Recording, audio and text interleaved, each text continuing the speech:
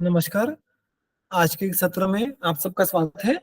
सत्र का आरंभ प्रार्थना से करते हैं।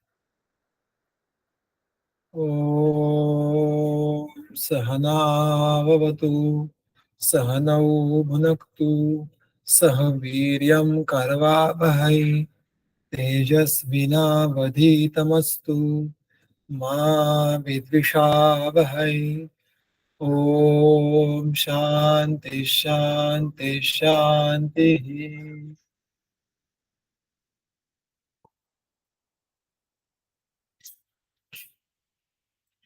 हम चरक सूत्र स्थल स्नेहाध्याय का अध्ययन हमारा चालू है और उसमें जो भी सूत्र के अध्याय के आरंभ में जो कुल मिला के 25 प्रश्नों का एक संचय है, उसमें से क्रमशः प्रश्नों के उत्तर इस अध्याय में हमें सूत्र रूप में दिए गए हैं, उनको देख रहे हैं। आज के सूत्रों के पीछे का जो प्रश्न है वो है कि मृदु क्रूर कोष्ठा। अब जब ये प्रश्न आया है स्पेसिफिकली स्नेहाध्याय में, तो ये इसका कोष्ठ परीक्षण का स्नेहपान पूर्व महत्व अधोरेखित करता है। हमें प्रायः कोष्ठ इस संकल्पना के बारे में जब हम सोचते हैं तो हमें केवल विरेचन इतने ही कर्म तक हमारे सोच या हमारा विचार सीमित रह जाता है। किंतु अगर अन्य संदर्भ देखो, अर्थात स्नेहपान होगा, वमन होगा, विरेचन होगा, ऐसे कर्म में भी कोष्ठ के बारे में विचार करना और उसके आधारित औषधों की स्नेह की निश्चित करना ये आवश्यक होता है, ये बात समझ में आती है। अतः यहाँ पर स्नेहाध्याय में कोष्ठ के बारे में विचार किया गया है, वो क्यों किया गया है ये क्रमशः स्पष्ट हो जाएगा। किंतु शुरुआत में ये इसको स्मरण में रखिएगा कि स्नेहपान करने के समय हमें रुग्ण के कोष्ठ का अंदाजा होना चाहिए। ये इसका अभी जो एक मैसेज है, इनिशियल मैसेज, ये बहुत महत्वपूर्ण है। अब इस प्रश्न के पीछे जो उत्तर की विस्तार है वो कुल मिला के 5 सूत्रों में किया गया है, तो हम उसको क्रमशः देखेंगे। आज इसमें से जितना उत्तर हो पाएगा उतना देखेंगे, बाकी का आगे के सत्र में हम कवर करेंगे। तो इस प्रश्न का उत्तर जो है वो जो सबसे इन सूत्र श्रृंखला में पहला सूत्र और कुल मिला के सूत्र क्रमांक 65 वो इस प्रकार है। मृदु कोष्ठ स्त्रीरात्रेण स्नेह्यतच्छोपसेवया स्नेह्यति क्रूर कोष्ठस्तु सप्तरात्रेण मानवः। अब इसका अगर हम अन्वय लगाए और इसका जो क्रियापद है, कर्ता है, इनका अनुवर्तन कर ले तो हमें किस प्रकार से 2 वाक्य मिलते हैं यहाँ पे। एक तो मृदु कोष्ठः अच्छोपसेवया त्रिरात्रेण स्नेह्यति और दूसरा क्रूर कोष्ठः तो मानवः सप्तरात्रेण स्नेह्यति। किसके द्वारा? तो अच्छोपसेवया। तो इसका अर्थ क्या हुआ? अर्थ बहुत सुस्पष्ट है कि जो जिस व्यक्ति का कोष्ठ मृदु है वो व्यक्ति जब उसमें अच्छा स्नेहपान किया जाता है और यह जो अच्छा स्नेहपान करता है उसका 3 रात्रों में, 3 रात्र का अर्थ होता है 3 दिनों में, 3 अहोरात्रों में स्नेहन पूर्ण हो जाता है, यानी सम्यक स्निग्ध लक्षण उससे 3 दिनों में दिए जाते हैं। और जो कोठी मानव है उसमें सम्यक स्निग्ध लक्षण दिखने के लिए 7 दिन लग जाते हैं। सो ये जो संकल्पना है, ये जो तथ्य है, ये मुझे विश्वास है कि हम सबको पहले से ज्ञात होगा। चरक सिद्धि स्थान में इसका ही एक प्रकार से पुनरुक्ति ये हमें देखने के लिए मिलती है कि त्रयावरम सप्त दिनम परम तु स्निग्धा न रहा। वहां पे चक्रपाणी जी इस सूत्र का उल्लेख फिर करते हैं। तो कहने की बात मैं फिर एक बार दोहराता हूं कि जो मृदु कोष्ठ है उसमें अगर अच्छा स्नेहपान करवाए तो 3 दिनों में सम्यक स्निग्ध के लक्षण देखने के लिए मिल सकते हैं, और जो क्रूर कोष्ठी है उसमें अगर अच्छा स्नेहपान करवाए तो उसमें 7 दिन लग जाएंगे सम्यक स्निग्ध के लक्षण दिखने के लिए। तो ये एक बात जो दिखने में सुस्पष्ट दिखती है, उसके पीछे और एक 2-3 मुद्दे हैं, वो मैं आपके सामने प्रस्तुत करूंगा। एक तो यहाँ पर जो बात महत्वपूर्ण है कि कौन सी मात्रा में दे रहे हैं। अच्छा स्नेहपान दे रहे हैं यहाँ तक ठीक है, अच्छा स्नेहपान क्या, विचारणा क्या, इन सब के बारे में चर्चा हमने इसके पहले सत्रों में की है। तो जब मुख मार्ग से अन्य किसी द्रव्य के साथ मिश्र किए बिना स्नेह का, घृत का सेवन किया जाता है तो उसको हम अच्छा स्नेहपान कहेंगे। तो अच्छा स्नेहपान के द्वारा कौन से कोष्ठ का व्यक्ति कितने दिनों में स्निग्ध होता है, यहां तक तो बात समझ में आ गई। किंतु इस सूत्र में उस स्नेह के मात्रा का कोई उल्लेख ही नहीं है। तो कितना स्नेहपान करे, क्या केवल रसोई से मात्रा चल जाएगी, उत्तम मात्रा लगेगी, उसका कोई उल्लेख नहीं है। और इसीलिए अर्थात इसका जो वर्णन है, विस्तार है, वो चक्रपाणी स्वयं करते हैं, क्योंकि उनको ज्ञात है कि मात्रा के बिना ये बाकी चर्चा आगे नहीं जा सकती। तो चरक संहिता में कुछ बातें अध्यारोत ली जाती है, ग्रंथ में ही बहुत बार अध्यात्म बात को गृहीत किया जाता है कि इसके बारे में सोच विचार ये जो विद्यार्थी है वो पहले के बाद के संदर्भों के आधार पर स्वयं कर लेगा। किंतु टीकाकार बहुत बार ऐसे अवसर पे हमें मदद करते हैं और वहां पे कुछ बातें बिटवीन द लाइन्स होने के बाद भी सुस्पष्ट कर देते हैं। तो यहाँ पे कहते हैं चक्रपाणी, जो यहाँ पे नहीं कहते एक्चुअली, वो सिद्धि स्थान में कहते हैं कि, लेकिन इसका रिलेवेंस यहाँ पे है कि भाई क्रूर कोष्ठताम अपेक्षा कृतया स्नेह मात्रया स्नीयति यदा तु हीन मात्रा प्रयुज्यते तदा सप्तरात्रेण अपि न स्नीयति। तो वो कहते हैं कि अर्थात अच्छे स्नेहपान के समय भी योग्य स्नेह मात्रा के बारे में सोचना तो अत्यावश्यक है, क्योंकि स्नेहपान के बिना, मात्रा के बिना आपने किसी भी मात्रा में, अल्प मात्रा में भी स्नेहपान शुरू किया तो वो अच्छा भी होने के बाद भी अधिक काल तक स्नेहन करना पड़ेगा। तो ये जो ऊपर हमने नियम देखे उसकी कंडीशन क्या है, तो अच्छा स्नेह की मात्रा योग्य होनी चाहिए। योग्य किस अनुषंग से, तो अर्थात सबसे पहले तो अग्नि और उसके साथ साथ कोष्ठ, इन दोनों के अनुसार उसकी मात्रा होनी चाहिए। अग्नि बल अत्यधिक होगा, अधिक होगा, तो वैसे स्नेह मात्रा बढ़ेगी। अग्नि बल अल्प होगा तो स्नेह मात्रा कम होगी। उसके साथ साथ कोष्ठ क्रूर होगा, तो अर्थात वहां पे वात का प्राधान्य है, वात के मुख्यत्वे रूक्ष गुण का प्राधान्य है, अतः वहां पे स्नेह मात्रा की भी आवश्यकता अधिक होगी, क्योंकि स्नेह या रूक्ष को कम करने वाला है। और जितना अधिक रूक्ष कोष्ठ में उतना अधिक क्रूरत्व और उसके विपरीत कार्य करने के लिए उतने अधिक स्निग्ध भाव की, स्नेह की आवश्यकता होगी। अतः अग्निबल और कोष्ठ का स्वरूप, इनको समझ के हमें उस रुग्ण की स्नेह मात्रा निश्चित करनी है। अग्निबल अधिक हो, क्रूर कोष्ठत्व हो तो मात्रा अधिक आ जाएगी। अगर अग्निबल कम हो, कोष्ठ मृदु की तरफ आए तो वहां पे मात्रा कम होगी। एक सोच आप समझ के लेनी है, ये बात प्रमाणित कहते हैं। तो इस नियम को मात्रा की कंडीशन अप्लाइड है, ये बात यहाँ पे सुस्पष्ट हो गई। किंतु एक जो प्रश्न मूलतः उठता है या जो उठना चाहिए कि कोष्ठ जो ग्रहणी आश्रित होता है, आगे चल के उसके सूत्र इसी क्रम में आने वाला है कि ग्रहणी के असमंत में या ग्रहणी के आश्रय से दोषों का प्राधान्य जिस प्रकार का है उस प्रकार कोष्ठ का स्वरूप हमें देखने के लिए मिलता है। ये आगे स्वयं ग्रंथ का सुस्पष्ट कर देते हैं। तो कोष्ठ ग्रहणी, इसके संबंध जो दोष प्राधान्य है और उसका, और स्नेहन का कालावधि, स्नेहन यानी सम्यक स्निग्ध होने का कालावधि जिसके लक्षण नखशिखांत दिखना अपेक्षित है, इनका संबंध क्या। ऐसा क्यों होता है कि मृदु कोष्ठी रुग्ण जल्दी स्निग्ध हो जाता है और क्रूर कोष्ठी रुग्ण थोड़ा चिरात स्निग्ध हो जाता है। एक अगर मैं और एक शंका उपस्थित करूं यहाँ पे कि मृदु कोष्ठी रुग्ण ये पित्त प्राधान्य के कारण होता है, मध्य कोष्ठी रुग्ण ये कफ के प्राधान्य के कारण होता है, और क्रूर कोष्ठी रुग्ण इसका पीछे वात का प्राधान्य कारणीभूत होता है। अगर हम स्निग्धत्व की बात करें तो पित्त यह कफ दोष से कम स्निग्ध है। पित्तम सस्नेह, पित्त के भीतर जो आप्यांश है वो कफ दोष की तुलना में कम है। तो जो अच्छा खासा स्निग्ध दोष है, सर्वश्रेष्ठ स्निग्धत्व जिसमें है वो है कफ दोष।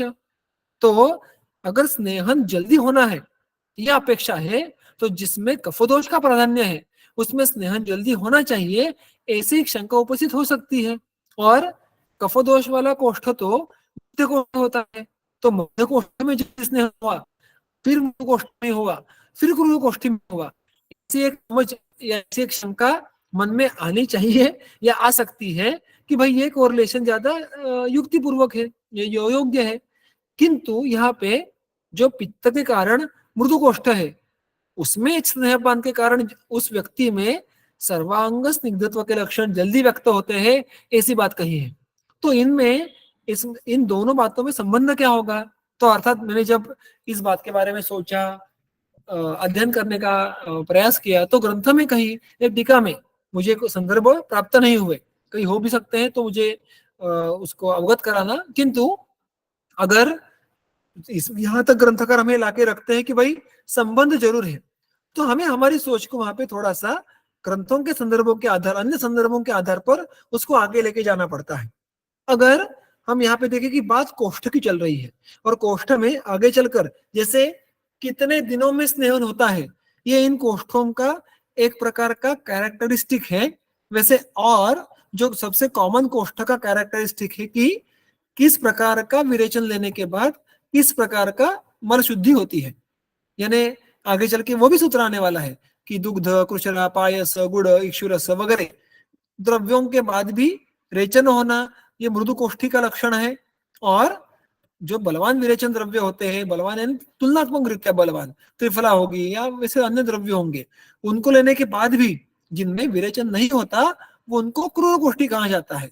तो that is one more criteria, one more characteristic to identify कोष्ठ। तो वहां पर जो कोष्ठ के लक्षण है, कोष्ठ का क्राइटेरिया है, वो किसके आधार पर है कि विरेचन द्रव्य लेने के बाद मल शुद्धि किस प्रकार की होती है।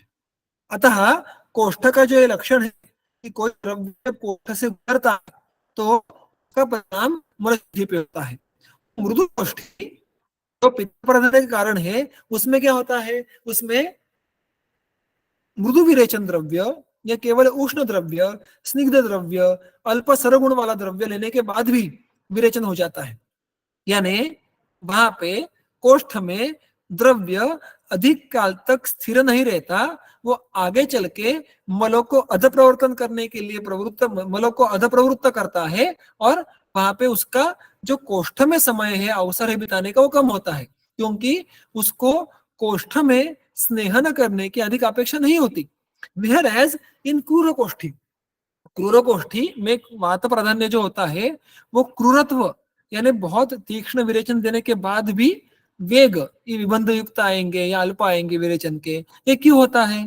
क्योंकि ये जो ग्रहणी का पूरा असमंत है, वहां पे वातक दोष के मुख्यत्वे रौक्ष के कारण जो एक वस्तु का वहन होना चाहिए एक जगह से दूसरी जगह पे, वो ढंग से नहीं होता। जैसे ही आप अगर एक बड़ा सा रास्ता हो और रास्ते के पहले पैच में बहुत सारे गड्ढे हो, रास्ता बहुत रफ हो, उसका जो ऊपरी सतह होती है वो निकल के आई हो, तो आपके पास कितनी भी अच्छी गाड़ी हो, आप वहां पे स्पीड नहीं ले नहीं पाते, आपको धीरे धीरे जाना पड़ता है। और जब एक बार रास्ता अच्छा हो जाए, स्मूथ हो जाए, तो आपकी गाड़ी यानी गाड़ी के टायर के जो वहां पे फ्रिक्शन है, वो टायर का फ्रिक्शन कम हो जाता है, फ्रिक्शन कम हो जाता है तो रेजिस्टेंस कम हो जाता है, रेजिस्टेंस कम हो जाता है तो गाड़ी की गति ये बढ़ जाती है। कुछ यही सोच कोष्ठ के बारे में है।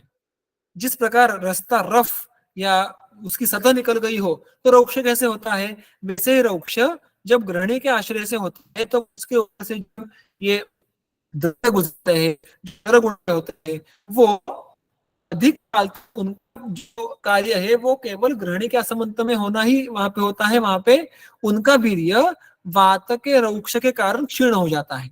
वही बात यहाँ पर है कि जब हम स्नेहपान करते हैं, अच्छे स्नेहपान करते हैं, तो स्नेह का जो पहला हिस्सा है जो कोष्ठ में आमाशय के अधोभाग में उसका परिणमन हो रहा है, उसका अधिकतर अंश ये उस क्रूर कोष्ठ में जो वात का प्राबल्य है, जो रोक्ष का आधिक्य है, उसको स्निग्ध करने में ही उसको खर्च हो जाता है।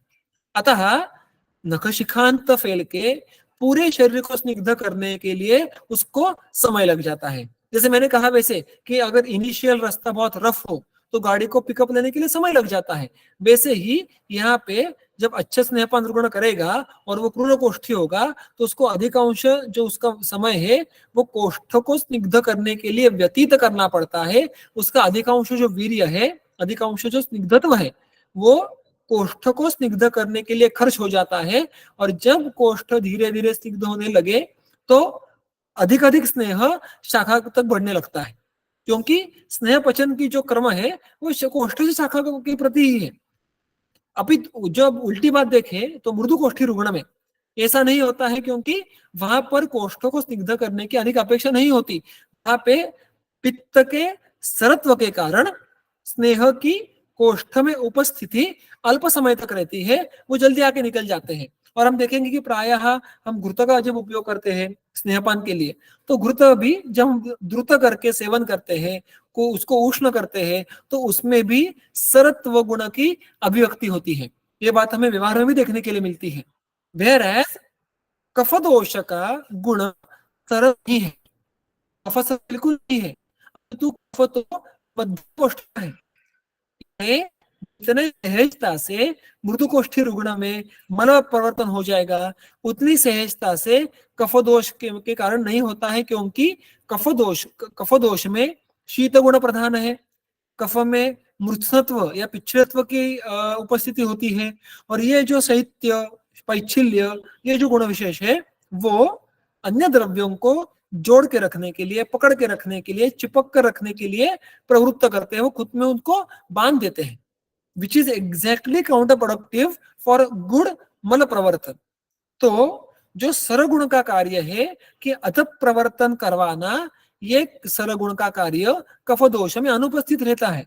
whereas पैच्छिल्य, शैत्य, इस कारण कोष्ठ में जो भी मल, अन्न, जो भी स्नेह है, इनकी जो अध प्रवृत्ति होती है, जो आगे आगे का बहाव होता है, वो तुलनात्मक रीत्या धीरे होता है। और इससे भी जो कठिन जो सफर होता है वो क्रूर कोष्ठ में होता है, क्योंकि वहां पे तो पूरा रोक्ष है। कफ में तो कुछ हद तक स्निग्ध, अच्छे खासे हद तक स्निग्धत्व है उपस्थित, सक्षणत्व है। तो there is a mixture of गुण, सम गुण आर फेवरेबल फॉर अदर प्रवर्तन ऑफ मल, सम गुण और नॉन फेवरेबल फॉर अदर प्रवर्तन ऑफ मल, एंड दैट्स व्हाई कफ दोष हैज मध्य कोष्ठ। और इस कारण जब स्नेह भी कोष्ठ में, आप देखोगे कि हमें भी शरीर को मृदु करना है, स्निग्ध करना है। जब स्नेहपान का जब अंतिम सम्यक स्निग्ध के लक्षण है, तब मार्दवम, स्निग्धता, इन दोनों का उल्लेख आता है। और शरीर स्नेह पूरे शरीर में फैले, इसलिए उसको सरत्व होना यह आवश्यक होता है, तो उसकी आगे की गति ये सुलभ हो जाती है। इस सरत्व को वो ये प्रतिभा करता है, कफ सरव के विपरीत कार्य करता है। अतः मध्यम कोष्ठ के रूप में जो जिसमें कफ प्राधान्य है, उसमें भी स्नेहपान होने के लिए मृदु कोष्ठी से अधिक अवसर समय लगता है, ऐसा तर्क हम यहाँ पे लगा सकते हैं। अब यहाँ पे साक्षात उल्लेख तो नहीं है कि मध्यम कोष्ठ में कितने दिन के बाद सम्यक स्निग्ध के लक्षण देखने के लिए मिलेंगे, किंतु ये तर्क सुसंगत है कि अगर 3 दिन ये मिनिमम हो, 7 दिन ये मैक्सिमम हो, तो मध्य कोष्ठ के रुग्ण में 4, 5, 6 दिन इस प्रकार के लग सकते हैं। ऐसा मैं भी नहीं कहता, ऐसा सुस्पष्ट रीत्या चक्रपाणी ही उनकी टीका में कहते हैं, अन्य टीकाकार भी कहते हैं। अतः कहने की बात क्या है कि मृदु कोष्ठी रुग्ण में अच्छा स्नेहपान अगर योग्य मात्रा में दिया, योग्य मात्रा में यानी कोष्ठ और अग्नि को सामने रख के, तो केवल 3 दिनों में सर्व शरीर में सम्यक स्नेहन हो जाएगा। अगर क्रूर कोष्ठी रुग्ण में इसी प्रकार की योजना की, तो वहां पे 7 दिन लगेंगे, और अनुक्त होने के बाद भी मध्यम कोष्ठ में इसके बीच वाले के दिन लग सकते हैं, ऐसा यहाँ पे साक्षात अर्थ है। और उसके पीछे का तर्क हमने देखने का प्रयास किया कि जितना कोष्ठ में स्नेह को कम कार्य करने की आवश्यकता हो, उतना उसका अधिक कार्य शाखा में अभिव्यक्त होगा। और शाखा यानी उर्वरित शरीर, मैं बार बार शाखा कह रहा हूँ, लेकिन वो मेरे बोलने में बात आ रही है, वहां पे कोष्ठ छोड़ के शाखा मार्ग, मध्यम मार्ग, ये सारी शरीर की प्रत्यंग अपेक्षित है। तो कोष्ठ में स्नेह को जितना कम स्नेहन करना पड़ेगा, उतना अधिक स्नेहन शरीर में अन्यत्र होगा, पूरे शरीर में होगा, और फिर उसमें सम्यक स्निग्धता के भी लक्षण हमें जल्दी देखने के लिए मिलेंगे। तो ये एक जो संबंध के पीछे की सोच है कोष्ठ और सम्यक स्निग्ध होने के कालावधि के बीच, ये मैंने आपके सामने प्रस्तुत की। इसके आगे के सूत्र को देखेंगे। गुड़म इक्षुरसम मस्तु, क्षीरम उल्लोड़ितम दधि, पायसम कृशराम सर्पि, काश्मरीय त्रिफलारसम, द्राक्षारसम पीलुरसम, जलम उष्णम अथा पिवा, मध्यम व तरुणम पीत्वा मृदु कोष्ठो विरिच्यते। तो इन दो सूत्रों में और एक प्रकार का लक्षण स्वरूप आया है, जो मैंने अभी अभी आपको कहा वैसे। जो सबसे पहला कैरेक्टरिस्टिक था, लक्षण था कोष्ठ परीक्षा के लिए, वो था स्नेहपान कितने दिन में पूर्ण होता है। जो दूसरा क्राइटेरिया है, लक्षण है, कैरेक्टरिस्टिक है, वो है विरेचन किस प्रकार होता है, किस प्रकार के द्रव्यों के सेवन के बाद। तो यहाँ पर जो सारे कर्म है, कर्म स्वरूप है, वो है गुड़, इक्षुरस, मस्तु वगैरह द्रव्य। और मूल वाक्य में जो एक कांस्टेंट कर्ता और क्रियापद है वो क्या है, मृदुकोष्ठ विरिच्यते। सो मृदुकोष्ठी रुग्ण में विरेचन होता है, या मृदुकोष्ठी रुग्ण का विरेचन होता है। कब? पीतवा, इन आहार या पान विशेषों को पान पीने के बाद। तो एक बहुत बड़ी लिस्ट हमारे सामने रखी है। उदाहरण के तौर पे गुड़म पीतवा मृदुकोष्ठा विरिच्यते। अब गुड़ पीना कैसा, यहाँ पे दो अर्थ ले सकते हैं। एक तो जब सर्व बहुतांशी कर्मों के लिए एक सामान्य कोई क्रियापद हो, तो कोई अपवाद स्वरूप भी अगर वहां पे कर्म होगा तो उसके लिए भी उस क्रियापद का वैसे के वैसे अनुवर्तन करते हैं। व्यवहार आप अलग से कर सकते हैं, या गुड़ा का सेवन कर सकते हैं। उसको पीना ही ऐसा अर्थ लेना कि यहाँ पे वो अपवाद होने के कारण अपेक्षा नहीं, या उसका अर्थ हम गुणोदक ऐसा ले सकते हैं कि गुड़ और जल। तो दोनों में से हमें व्यवहार में कोई या कोई सिद्धांत दृष्टि कोई बड़ी विपरीत बात नहीं समझ में आती। गुड़ ये द्रव्य स्वयं में मृदुकोष्ठी व्यक्तियों में विरेचन करवाएगा, ऐसा अर्थ हम समझ के ले सकते हैं। अब गुड़ के साथ साथ देखिएगा, द्रव्यों पहले सारे देख लेते हैं नाम उनके। इक्षुरस, मस्तु, हम सबको ज्ञात है सारे द्रव्य। उल्लोड़ित, उल्लोड़ित का अर्थ चक्रपाणी देते हैं दधिसर। दधिसर का अर्थ होता है दधी का सबसे ऊपरी हिस्सा जो सबसे अधिक स्निग्धतम होता है। तो दधिसर यानी the uppermost part layer of the dadhi. उसके बाद केवल दधी, फिर पायस। पायस हम सबको आता है तंडुल और दुग्ध, इनको एक साथ लेके की जाने वाली मीठी रेसिपी होती है वो। कृशरा, कृशरा अब एक बहुत बार एक जो अयोग्य एक धारणा हमारे मन में रहती है कि कृशरा का अर्थ होता है खिचड़ी, और फिर उस खिचड़ी का अर्थ हम आजकल की मूंग दाल की खिचड़ी ऐसा लेते हैं। अपितु ग्रंथ में ऐसा अर्थ कदापि अपेक्षित नहीं है। केवल मूंग दाल की खिचड़ी इसका अर्थ, ये कुशरा का अर्थ नहीं है। कुशरा ये ग्रंथ में अगर आप देखने के लिए जाए तो गुरु, विष्टम्भी इस प्रकार की कही गई है, क्योंकि वो यवागु कल्पना की ही एक प्रकार के वेरिएशन है। किंतु उसमें जो महत्वपूर्ण द्रव्य है वो है तिल, तंडुल और माश।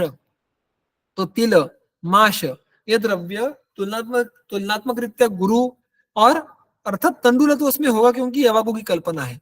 तो यहाँ पे इस प्रकार से की हुई गई जो रेसिपी है, यवागु है, उसको कृशरा कहना है। तो इसमें तिल, तंडुल, माश, अन्यत्र टीकाओं में कुछ अन्य द्रव्यों का उल्लेख आता है, किंतु मूंग दाल की खिचड़ी ऐसा अर्थ तो बिल्कुल कृशरा का अपेक्षित नहीं है। ये बात हमें समझ के लेनी है। सर्पी यानी घृत, काश्मीरी रस। अब रस के अर्थ दोनों होते हैं, स्वरस। अब किंतु हमें संदर्भ टीका में देखने के लिए मिलते हैं कि जहाँ पे शुष्क द्रव्यों का ग्रहण करना है या ऐसे द्रव्यों का रस का उल्लेख है जिनका स्वरस नहीं निकलेगा, तो वहां पे उनका क्वाथ अपेक्षित होता है। तो काश्मीरी क्वाथ, त्रिफला क्वाथ, द्राक्षा रस, द्राक्ष मृद्विका क्वाथ, पीलू रस।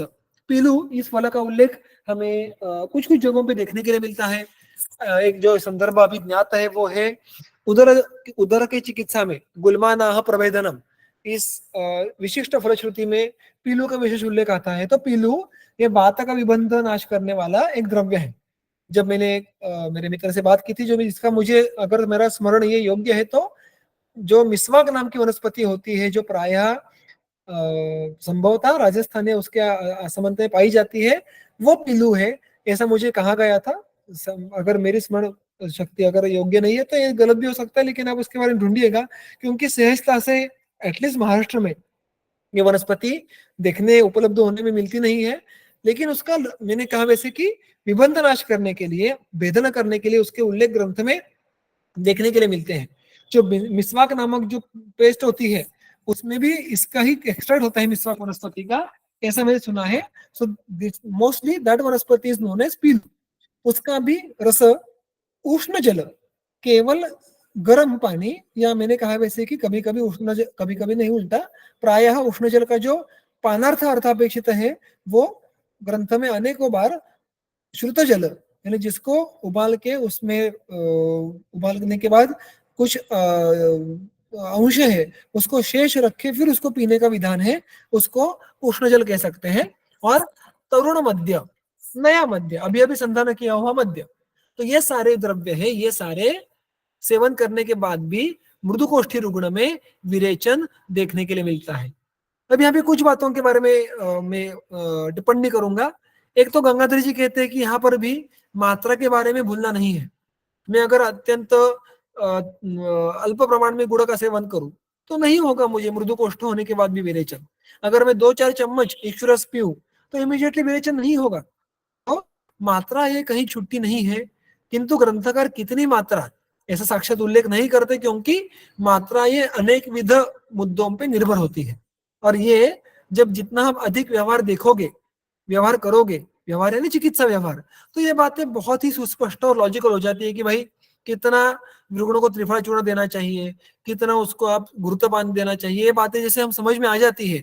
ग्रंथ में साक्षात मात्रा का उल्लेख ना होते हुए भी हम उसको अनुभव के आधार पर, गुरुजनों के मार्गदर्शन के आधार पर समझ पाते हैं। वही बात यहाँ पे है। तो मात्रा को भूलना नहीं है, ये पहली बात। दूसरा, यहाँ पे अत्यधिक जो सारे द्रव्य है वो सारे आहार्य द्रव्य है। प्रायः विरेचन के लिए हम देखते हैं कि विरेचन प्रभाव वाले या सरगुण वाले औषधि द्रव्यों का उल्लेख देखने के लिए मिलता है। और कभी भी आहार ये औषधियों के तुलना में अल्प वीर्यवान होने वाले हैं। वीर्य इन द सेंस, ये जो सूत्र आता है कि आहार ये रस प्रधान होता है और औषधि ये वीर्य प्रधान होती है। इस बात को अगर हम समझ ले तो उस बात के कॉन्टेक्स्ट में ये वहां पे मैं बात कर रहा हूं कि विरेचन के बारे में बात करने के लिए जाए तो आहार का सेवन करके द्रवमल होना, इसके लिए आहार का जो वीर्य है वो बहुत ही अल्प है। अतः अधिक प्रमाण में आहार लेने की आवश्यकता होगी एक मध्यम कोष्ठी रुग्णों को भी। और जो क्लासिकल कुटकी होगी, त्रिफला होंगे, ऐसे मृद्विका होगी, ऐसे जो मृदु वीर्य द्रव्य है वो भी आहार्य द्रव्यों से तो अधिक वीर्यवान ही है विरेचन करवाने के लिए। अभी तो यहाँ पर आप देखो तो त्रिफला या पीलू ये सारे द्रव्य भी है, ये भी सारे हम औषधियों में इसका उल्लेख करते उपयोग करते हैं, किंतु ये भी ग्रंथ में फल वर्ग में आहार वर्ग के भीतर उसका क्लासिफिकेशन किया गया है। तो आहार जो अत्यंत मृदुवीर्य का औषध होता है, अत्यंत मृदुवीर्य का जो एक यहाँ पे विरेचन उसमें कार्य होने की क्षमता होने वाली है, वो सेवन करने के बाद भी जिन व्यक्तियों को विरेचन होना है उनको मृदुकोष्ठ कहना है, ये बात यहाँ पे समझ के लेनी है। तो ये सारे अगर आप देखो तो इसमें भी अनेक विध रसवीर्य विपाक में भिन्नत्व हमें देखने के लिए मिलेगा। मुख्यत्वे रस और वीर्य इनके बारे में सोच रखे तो इनको भी अवस्थाओं में भिन्नत्व हम देख सकते हैं, क्योंकि मृदु कोष्ठा विरिच्यते, इतना तो समझ के ले लिया कि मृदु कोष्ठा यानी जिस व्यक्ति का कोष्ठ मृदु है उसमें विरेचन होना, किंतु मृदु कोष्ठी जो भी सारे रुग्ण होंगे उनमें भी हमें भिन्नत्व, वैविध्य देखने के लिए मिलता है। मृदु कोष्ठ है किंतु अग्नि तीक्ष्ण है, मृदु कोष्ठ है किंतु अग्निमंद है, मृदु कोष्ठ है लेकिन वहां पे कफानुबंध भी है, संसर्ग जो दोषों का कोष्ठ है। ये टीका अगर आप वाग्भट का पहला अध्याय देखो, वहां पे कोष्ठा क्रूर मृदुर मध्या ये जो टीका है वहां पे हेमाद्रि में बहुत विस्तृत वर्णन आता है कि संसर्ग के कारण कोष्ठ कैसे हो सकता है, सन्निपात में कोष्ठ कैसे होगा। सन्निपात यानी संसर्ग सन्निपात शब्द परिभाषाओं का चयन किंबहुना गलत होगा मेरा, 2 दोषों के संयोग के कारण या 3 दोषों के संयोग के कारण, क्योंकि वहां पे हमेशा वो व्याधि होना चाहिए ऐसी अपेक्षा नहीं है। किंतु जब अगर 2 दोषों का संयोग होगा, मान के चलो कि पित्तवात दोनों कोष्ठ में प्रधान है, तो वहां पे कोष्ठ कैसे होगा। तो ये सारे जो सोच विचार है इसमें बहुत सारे फर्क भिन्नत्व हमें देखने के लिए मिल सकते हैं। और इसीलिए मृदु कोष्ठ में भी केवल पित्त का मृदु कोष्ठ, उसको अगर कफ का संसर्ग है तो वो थोड़ा कम मृदु कोष्ठ हो जाएगा। वात का संसर्ग है, वात 2 नंबर है लेकिन संसर्ग है तो वो और कम मृदु हो जाएगा। तो ये जो मृदु कोष्ठत्व में वैविध्य है उसके अनुसार हम द्रव्यों के बारे में सोच सकते हैं कि जिनमें वात का अनुबंध है उनमें वस्तु, उल्लोड़ित ऐसे अम्ल रस के द्रव्य अधिक उपयुक्त होंगे। जिसमें कफ का अनुबंध है, उनमें त्रिफला रस, इस प्रकार के द्रव्य उपयोग में आएंगे, मध्य उपयोग में आएगा। तो ये सोच हम रख सकते हैं। अग्नि के बारे में सोचना होगा, प्रकृति के बारे में सोचना होगा, तो सात्विकता के बारे में सोचना होगा, तो केवल इन द्रव्यों की एक लिस्ट दे दी और इसमें से कुछ भी, कोई भी द्रव्य, कोई भी मृदु कोष्ठी रुग्ण खा ले, उसको विरेचन ही होगा, ऐसी बात नहीं है। उस मृदुकोष्ठी रुग्ण में ये इन सारी बातों के बारे में सोच के इनमें से एक या दो जो द्रव्य है उनसे विरेचन होगा, ये हमें समझना चाहिए। और अर्थात ये व्यवहार सिद्ध भी है। जो जो यहाँ पे वैद्य विद्यार्थी ये रुग्ण देखते होंगे, स्वयं के क्लिनिक में रुग्ण देखते होंगे, या हम आपके सर मैडम के पास जाके देखते होंगे, तो जब ऐसे कभी कभी रुग्ण कहते हैं कि दूध लेने के बाद मुझे द्रवमल हो जाते हैं, या मैं थोड़ा भी अगर गर्म पानी पी लूं तो मुझे कभी कभी पेट मेरा साफ हो जाता है, जब मैं ड्रिंक्स लेता हूं तो मुझे लूज मोशन हो जाते हैं, ऐसे अलग अलग जो बातें होती है, आप जब सुनते होगे, तो हर एक रुग्ण ये पूरी आपको लिस्ट नहीं सुना के बताता कि मुझे गुड़ से भी होता है, मुझे गन्ने के रस से भी, जूस से भी होता है, मुझे मृदुविका से भी होता है, नहीं। तो सारे के सारे द्रव्य हर एक मृदुकोष्ठी व्यक्ति में विरेचन करवाएंगे ऐसा कतई नहीं होगा। तो उसमें से कौन सा द्रव्य विरेचन करवाता है, ये देख के आप अनुमान लगा सकते हैं कि कोष्ठ में पित्त का प्राधान्य कितना है, उसके साथ कोई अनुबंधी दोष है क्या, अग्नि की स्थिति क्या है, और अन्य सारे मुद्दों के बारे में हम परीक्षण कर सकते हैं। तो ये भिन्न भिन्न आहार पदार्थों के जो नाम है, आपको अगर कोष्ठ परीक्षण करना है, तो आप अपने मन में जो इनमें से आपके रुग्ण जिन द्रव्यों का सेवन प्राय करता होगा, उनको इस प्रकार का प्रश्न हम पूछ सकते हैं कि इनमें से कोई द्रव्यों का अगर थोड़ा अधिक प्रमाण में सेवन किया गया, तो क्या आपको मलवेग अधिक आ जाते हैं क्या, मल सृष्ट हो जाता है क्या, क्या मल द्रव हो जाता है क्या।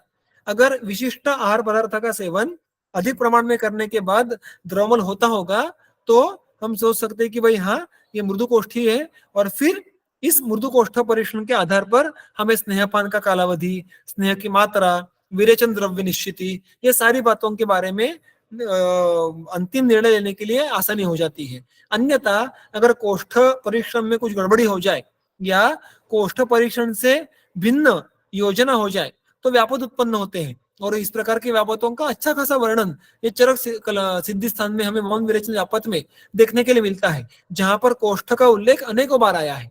अतः ये जो इस प्रश्न के दो लक्षण है कि मृदु और क्रूर कोष्ठ कैसे देखना है, तो पहला जो मुद्दा था वो कितने दिनों में अच्छे स्नेहपान के बाद सम्यक स्निग्धत्व के लक्षण देखने के लिए मिलते हैं, और जो दूसरा लक्षण है वो है किन द्रव्यों का सेवन करने के बाद विरेचन होता है। अब इसमें ही हम अगर अर्थापत्ति का अगर यहाँ पे उपयोग करके ले, तो अर्थात इस प्रकार से द्रव्यों का सेवन करने के बाद क्रूर कोष्ठ में कतई विरेचन नहीं होगा। उसके आगे चलकर तो विरेचन द्रव्यों के बाद भी उसमें कष्ट से विरेचन होता है, किंतु यहाँ पर इस सूत्र में जो हमें अर्थापत्ति के आधार पर जो अर्थ समझ में आ जाता है वो ऐसा है कि क्रूरकोष्ठी रुग्ण में इन द्रव्यों का अधिक प्रमाण में सेवन करने के बाद भी विरेचन नहीं होगा। तो यहाँ पे अनुक्त होने के बाद भी उन्होंने क्रूरकोष्ठ का लक्षण समझ के लेना अपेक्षित है। तो ये पहले 3 सूत्र हो गए। इसके आगे मैंने कहा वैसे कि जो गृहिणी में दोषों का प्राबल्य है और उसके आधार पर जो कोष्ठ की अवस्था है उसका विवेचन आता है, और उसके बाद फिर कुछ व्यापकों का स्नेह व्यापकों का बारे में चर्चा होती है, वहां पर भी गृहिणी की स्थिति के बारे में कुछ बातें की गई है। तो इस विषय को हम हमारे आगे के सत्र में देखेंगे। अगर आज के सत्र में या आज के पहले सत्र में किसी को कोई प्रश्न हो तो अभी पूछ सकते हैं, अन्यथा आज यहाँ पे विराम लेंगे। धन्यवाद।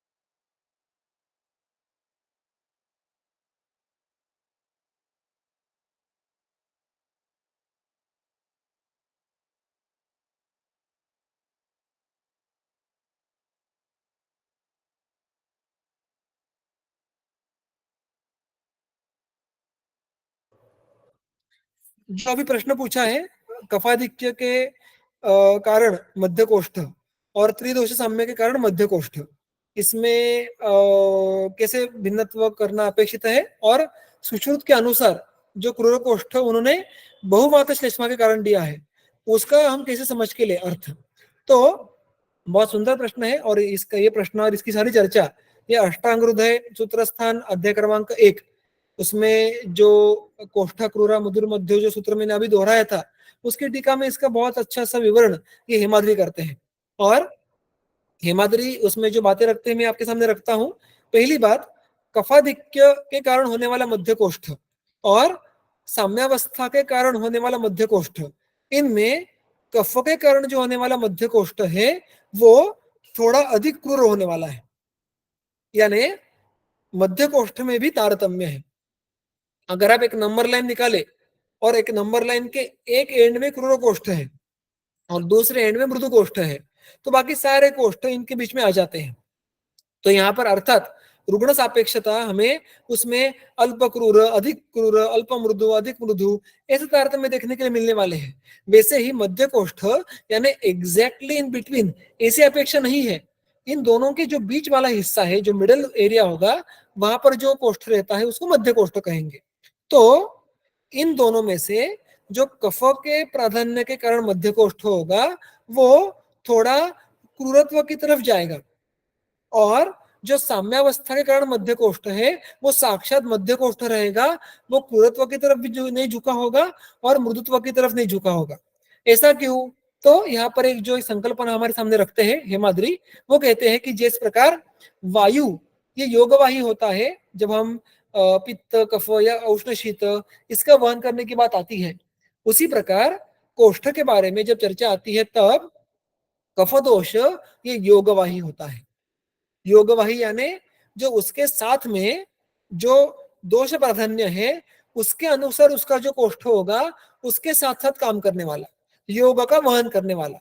अतः केवल कफ का आधिक्य रहेगा तो मैंने जो अभी अभी बात कही कि मृष्णत्व, शैत्य, इसके कारण ये उसमें किंचित क्रूरत्व होगा, किंतु अगर वो साम्यावस्था में रहा तो ये गुण उसमें नहीं उपस्थित होंगे और वो वात और पित्त इन दोनों को स्वयं का कार्य करने के लिए दे देगा। वहां पे वो कोई बीच में उसमें कोई अड़चन की उत्पत्ति नहीं करेगा और वहां पे केवल मध्य कोष्ठ देखने के लिए मिलेगा। और इसके बाद जो आगे का प्रश्न है कि सुश्रुत में जो बहुवात श्लेष्म के कारण कोष्ठ क्रूर होता है, वहां पे वो समझ के कैसे लेना है। यहाँ पे तो वात का कोष्ठ क्रूर कहा है, तो वहां पे हेमाद्री कहते हैं कि संसर्ग परत्वात, संसर्ग की वात कफ इन दोनों का जब संसर्ग हो, तो मैंने अभी अभी कहा वैसे कि कफ दोष ये योगवाही ऐसा कार्य करता है। योगवाही यानी क्या कि जो वात का कोष्ठ है वही कोष्ठ की अभिव्यक्ति करने के लिए कफजोश मदद करेगा, वो स्वयं का कोई विशेष कार्य नहीं दिखाएगा। अतः वात कफ इनके संसर्ग में हमें वात का कोष्ठ देखने के लिए मिलेगा जो कि क्रूर है। अतः सुश्रुत की जो बात है वो भी सही होती है कि क्रूर कोष्ठ ये वात कफ के संसर्ग में हमें देखने के लिए मिलता है। तो इसीलिए ये दो जो प्रश्न है इनकी जो उत्तर है वो हेमाद्री ने इस प्रकार दिए हैं। अगर ये आपको मूलतः पढ़ने हो तो वाग्भट सूत्रस्थान अध्याय क्रमांक 1 में ये जो सूत्र आता है सूत्र क्रमांक 9 उसकी टीका आप पढ़ो तो आपको इसके बारे में और सटीक विवरण ये हेमाद्री में देखने के लिए मिलेगा। ठीक है।